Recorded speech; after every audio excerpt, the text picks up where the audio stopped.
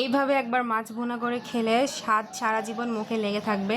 তো চলুন দেখা যাক কীভাবে আমি মাছটা ভুনা করলাম। হ্যালো এভরিওয়ান, আসসালামু আলাইকুম। আশা করি আপনারা সবাই ভালো আছেন। আল্লাহর রহমতে আমিও অনেক ভালো আছি। আমি আজকে কই মাছ রান্না করব ধুন্দুল দিয়ে। তো এখানে আমি ধুন্দুলটাকে ভালো মতো ছিলে ধুয়ে কেটে নিয়েছি। ধুন্দুলটা অবশ্যই ছিলার কাটার আগেই ধুয়ে ফেলবেন, কাটার পরে ধুন্দুলটা ধুবেন না।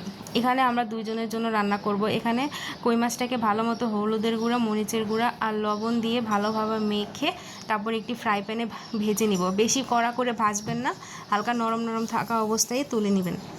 বেশি কড়া করে ভাজলে সেটা তরকারিতে দেওয়ার পরে মাছটা শক্ত শক্ত হয়ে যায়। এরপরে আমি একটি কড়াই গরম করে এর মধ্যে কাঁচামরিচ আর পেঁয়াজটাকে দিয়ে ভালোভাবে নাড়াচাড়া করে নিয়েছি। নাড়াচাড়া করার পর আদা রসুন একটু পানি দিয়ে আদা রসুন পেস্ট, হলুদের গুঁড়া, মরিচের গুঁড়া আর ধনিয়ার গুঁড়া দিয়েছি। আপনারা আপনাদের ঝাল অনুযায়ী, টেস্ট অনুযায়ী মরিচের গুঁড়াটা দিবেন। আমি এখানে 2 টেবিল চামচ মরিচের গুঁড়া দিয়েছি। এরপরে যখন মশলাটা তেল উঠে যাবে তখন এখানে কেটে রাখা ধুন্দুল আর টমেটোটাকে দিয়ে দিবেন। আমি ধুন্দুলটাকে একটু বাঁকা বাঁকা করে কেটেছি। এভাবে কাটলে দেখতেও সুন্দর লাগে, খেতেও মজা লাগে। আপনারা ওইভাবে করে কাটার চেষ্টা করবেন। আর আপনাকে কীভাবে এইটা রান্না করে খান আমাকে জানাতে পারেন। এরপর আমি ধুন্দুলটাকে ভালোভাবে কষিয়ে নিব। ঢাকনা দিয়ে ঢেকে ঢেকে রান্না করে নেবেন, কারণ ধুন্দুলটাকে ভালো মতো কষাতে হবে। কষানো আর এটাতে পানি দিবেন না কষানোর সময়, এটা এমনিই পানি, সবজি এটার থেকে এমনিই পানি উঠে আসে। এরপর আমি যে মাছটা ভেজে রেখেছিলাম সেই মাছটাকে দিয়েও ভালোভাবে কষিয়ে নিব।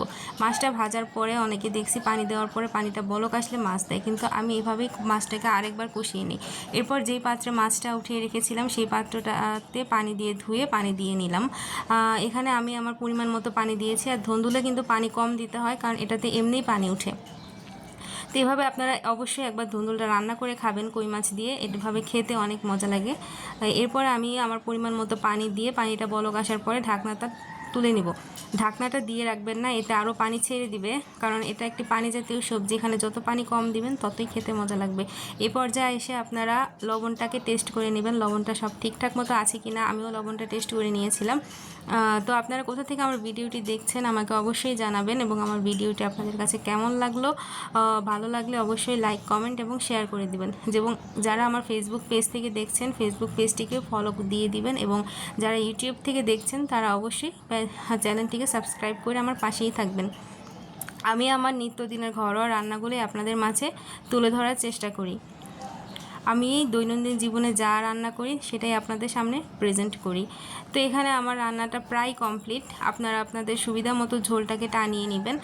ঝোল বেশি থাকলে তরকারি খেতে বেশি একটা মজা লাগে না। এরপরে আমি কিছু ফালি করা কাঁচামরিচ দিয়ে নিব। ফালি করা কাঁচামরিচটা দেওয়ার পরে সুন্দর একটা ফ্লেভার আসে। এরপর আমি ভাজা জিরা গুঁড়ো দিয়ে দেবো। এরপর এটা গরম ভাতে যাওয়ার জন্য একদম রেডি। সো আসসালামু আলাইকুম, থ্যাংকস ফর ওয়াচিং।